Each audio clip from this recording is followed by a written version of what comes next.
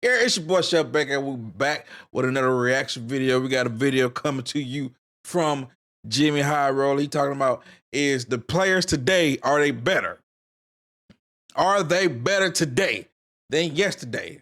If you're new to the channel, please subscribe, drop a like on the video, leave a comment. But are they better today? And in my humble opinion, right, based off the rules, based off modern technology, based off the analytics, based off just the way the game has evolved. Yes, I think the players today are better, right? But that doesn't mean we just gonna forget about the players from the past. You know what I'm saying? We're gonna watch this video by Jimmy High Roller. You know, Jimmy High Roller always throw out that good content.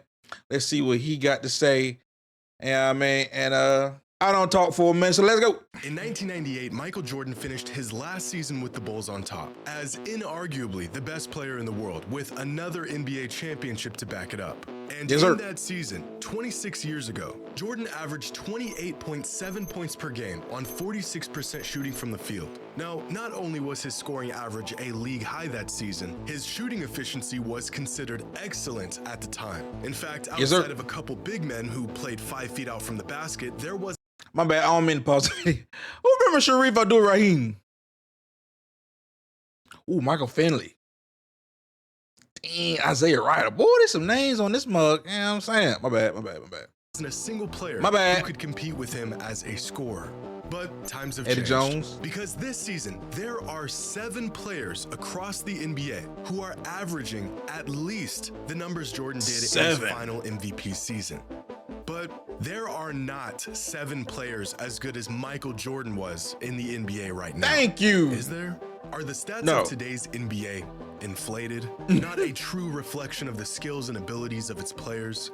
Or have NBA players gotten too good at basketball? On the offensive side, yeah. In basketball, there is one main objective. Score more points than the other team. Yes, sir. Sounds simple enough, but it's not. And generally, there are 2 ways you can go about this. Play stifling defense and keep your opponent's points as low as possible, or get buckets. NBA teams of today tend to lean towards option number 2. And they've gotten really good at it. Teams scoring 120, oh yeah, I remember that game. Double overtime against Sacramento. Oh yeah. 140-point games, oftentimes occurring on the same night. But for many NBA fans who grew up on an NBA where point totals looked like this, they are not a big fan of all the scoring. They don't like it. There's too many points. I still think there should be a balance though. Like, I don't want to see a 80, a 79, 75 game all the damn time, right? But I would like to. I think the biggest thing about scoring a bunch of points, and when it comes to when they score a bunch of points, and the scores are so high, it looks like that, or it gives you the perception that they're not trying on defense. They're not putting a lot of effort, and don't nobody want to see lackadaisical basketball, right?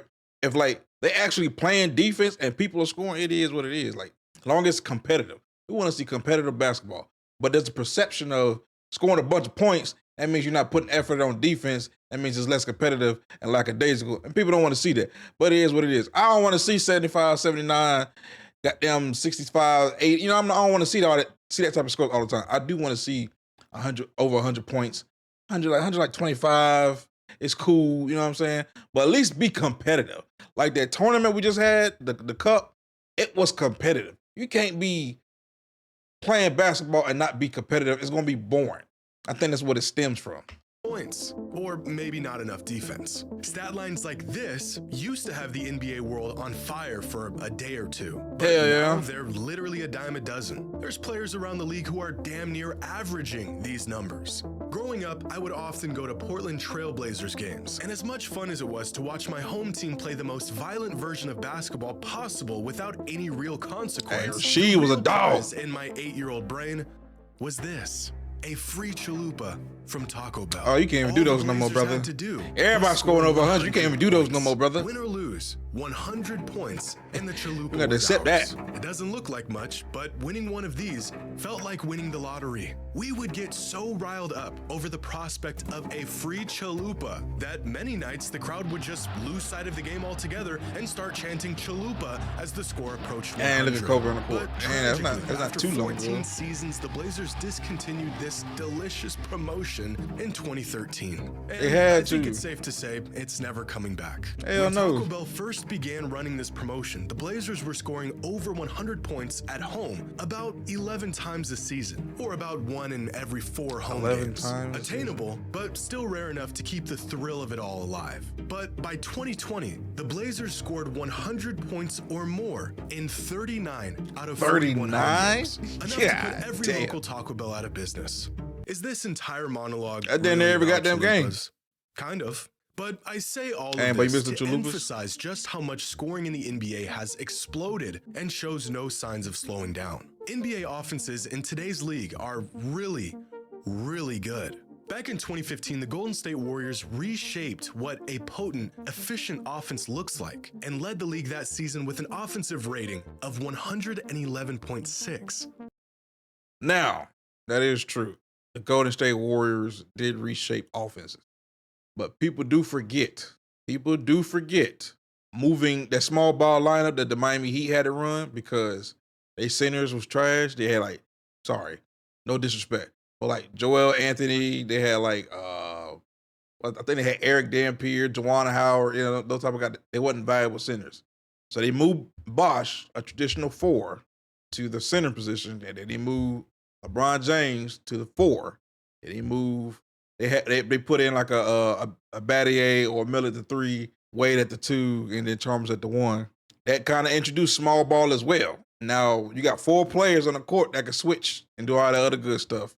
And you got these these thoroughbreds and Wade and Bosh and James running down the court and stuff. Like their offense, what I'm trying to say, has something to do with the change in offense too. Like their personnel. This season, that same Like offense it's like Golden State always get the credit in the league. Miami has only something to do with it ahead too. Of 4 atrociously bad teams. A decade ago, in 2014, the league saw a combined 24 occurrences of teams scoring at least 130 points in a single game. This season, there have already been 85 occurrences of teams scoring at least 130 points. Sheesh. And the league as a whole is on pace to have about 265 of these games It's by been a the end of the decade season. already. That's more than 10 times more than the league had back in 2014. Now, a lot of fans assume that the insane point totals we're seeing around the league today are simply a byproduct of stat inflation. The game is faster. No one cares about defense. Every other shot is a three-pointer. But it's not just inflation.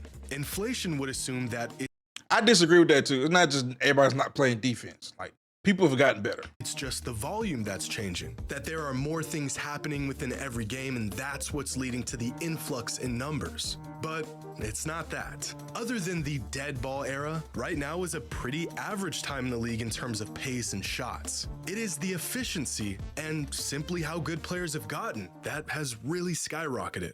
The dead ball era of the NBA, as the name in the not early so 2000s? subtly suggests, was an era of slow, physical, grinded out basketball, where games would finish with a final score that, without exaggeration, resemble a halftime score in today's NBA. If we look at the timeline of the NBA and the amount of points teams have scored on average, What they got? over the They got last 99 65 to seasons, around it's not hard to pinpoint 2005. where the league Yeah. came to a grinding halt. They'll change a couple rules, This remove valley hand right checking, here, you from know, about all types of shit. 1997 to 2006 is a visual representation of just how We slow got and 1997. drawn out offenses 2006. became throughout the dead ball era. And thanks to new rules such as a shortened shot clock on offensive rebounds and innovations in offensive schemes, and of course the evolution of the three-pointer, offenses are now alive and well again. But contrary to popular So why there belief, was a drop it in wasn't just a 2012 change and it in just the rules skyrocketed? that favor offense that spurred this explosion in production. Players also just got better at scoring the ball. Because here is the league average effective field goal percentage throughout that same time span. For decades, the league as a whole floated Hold on. So I can see that. So pretty much throughout the history of the NBA, it's been kind of steady until the later years, around 2015-ish. It started going up. Somewhere 55. between 45 and 48 effective field goal percentage. Yeah. And with little change in efficiency, it was the pace that more or less dictated how productive offenses would be. But over the last decade, the league has gradually become better Kevin Durant, and more efficient his efficiency, at scoring the ball, reaching a league-wide Steph average Curry, his effective efficiency, field goal Tyrese percentage Halliburton, of nearly his efficiency, 55% over the last few seasons. Jokic, his Now, efficiency. of course, with more threes, efficiency inevitably increases almost I at can a see linear that. rate. But today's players also turn the ball over less than ever before. They shoot less free throws, free too. throws better than ever before while shooting less free throws than ever before. Across the board, players are simply better now than they were in past eras. And this becomes clear when we look at the league average. Yeah, for you free throw merchants that keep getting on Joel Embiid and Giannis, leave them alone. We shooting less free throws than ever before in NBA history. Chill. Offensive rating over the last 50 years. It's a skill. Even when we level the playing field and look at offensive production per 100 possessions, today's teams are vastly superior than their predecessors. Just 20 years ago, teams were averaging just 102 points per 100 possessions. Wait, Today, 110? that number has jumped all the way to 115 points. Same exact pace, same number of possessions, far more points.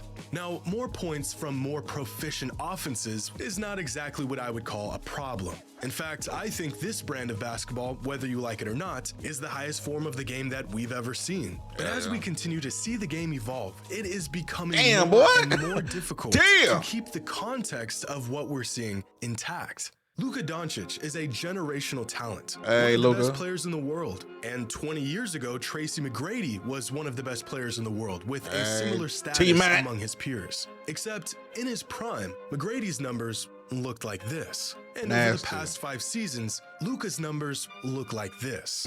Is Luka really this much better than a...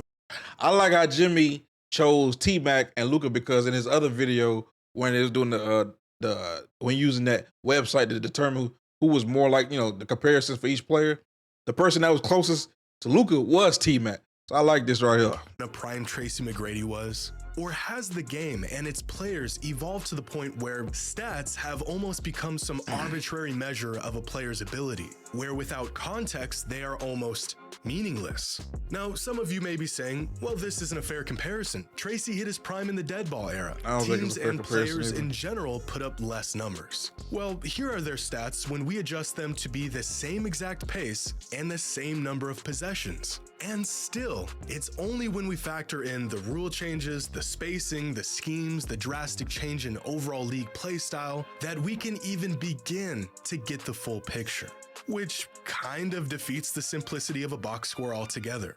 Or what about you stat watchers? Fox is a great player, but the 30 points, 5 rebounds, and 6 assists he's averaging right now on 58% true shooting is a historically great stat line. In fact, it's so great that if we exclude the last 5 seasons, the only guards in the history of the league to average these numbers in a season were James Harden, Michael Jordan, and Stephen Curry.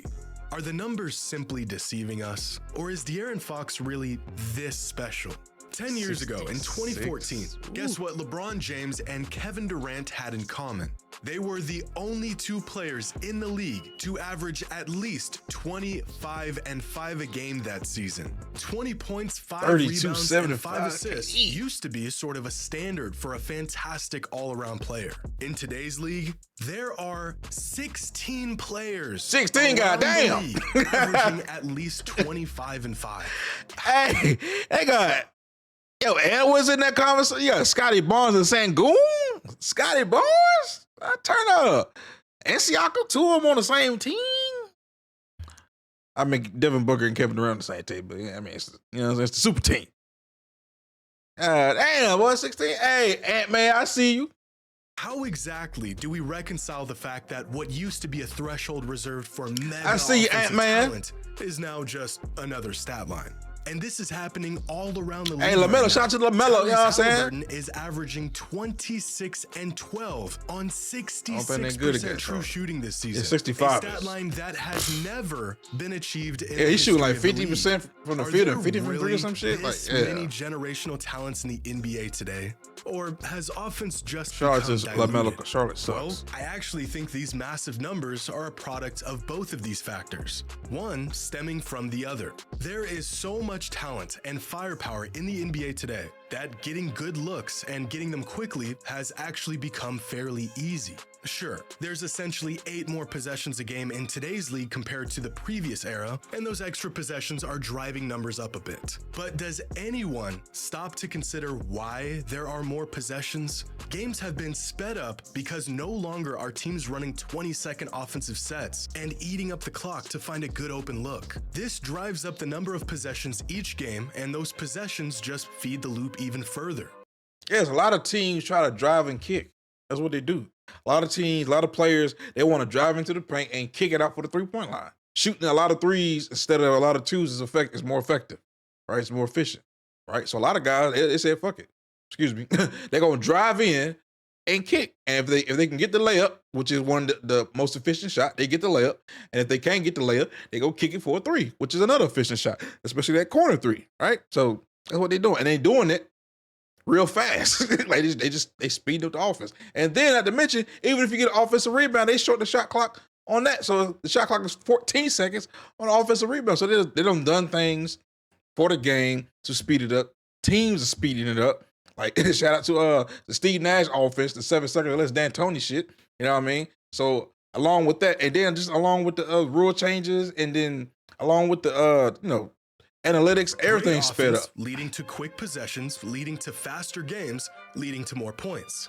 Defense today isn't terrible. Players have just become too good at offense. Offense has been the driving force and the primary emphasis on the league for a decade now. And over that decade, the game has evolved, and so has its players, with play styles tailor-made to wreak havoc on defense. Oh God, great offensive players have proven that once your offensive game gets to a certain point, there's only so much a defense can do to slow it down. And instead of there being a handful of these unstoppable offensive players in the league at any given time, like we saw in previous eras, there are now dozens of players of this caliber all around the league. In the 90s, it was Jordan, Malone, Hakeem, D-Rob. Not just good offensive weapons, but truly elite. In the 2000s, it was Kobe, T-Mac, Shaq, Iverson. The 2010s had LeBron, Durant, Harden, Curry. But now, in the current era of the NBA, these elite offensive weapons are everywhere. Embiid, Luka, Giannis, Shea, Durant, Fox, Curry, Booker, Mitchell, Tatum, Jokic, Trey, Halliburton, Maxey, LeBron, Dame, AD, Edwards, Kawhi, PG, LaMelo, Brunson, Kyrie, Sabonis. All of them legitimately unstoppable offensive talents from night to night. And that's just the highest tier. It doesn't even include guys like Morant, Zion, Bane, Markkanen, Ingram, Cam Thomas, Randall, Jaylen Brown, Kat, Sengun, Scotty, Garland, Paulo, Siakam, a lot of dudes balling out there, bro. Bridges. The league is more talented now than ever before. So how do you stop all that talent? You don't. You don't. You just try to keep up. Listen, man, I'm gonna stop the video right here. If you want to watch the rest of the video, go to Jimmy High Roller's channel and watch the video for yourself. The video should be in the description. But anyway, between the technology, between the analytics, the game just keeps evolving, right? Even especially with the modern medicine. As you see Steph Curry playing at a high level at 35. You see Kevin Durant playing at a high level at 35. You see LeBron James at 39 playing at a high level. I think that's going to evolve too. That's going to be the norm. You're going to start seeing who's up next? Giannis. He probably going to play at a high level till he's 35. You're going to see Joel Embiid. I don't know. I don't know about Joel Embiid. Prime's going to get extended with technology, and then because the spacing of the game, the rules of the games, guys will be able to stay in their prime for a lot longer. And then the game is going to keep evolving, period. A lot of the things he said in this video is true. Like, you just can't stop it. Like, you gotta just keep up. And that's why you see the defensive specialists, like, I guess you could say like a Vando, he's a defensive specialist. To some degree, I guess the PJ Tucker, but you can't be a zero, especially on certain offenses. You can't be a zero on offense and just be a primary defender like a Dennis Rodman or like a Tony Allen. You have to have some type of substance, some type of contribution on the offense. I mean, it's no longer the day and age where a defender could just be a defender and that's all he can contribute to a team. Nah, you got to have some type of offense because if you don't have offense, then you can't keep up. But anyway, if you like the video, like I said, drop a like, leave a comment, and I'm your boy Chef, and we out of here. Peace.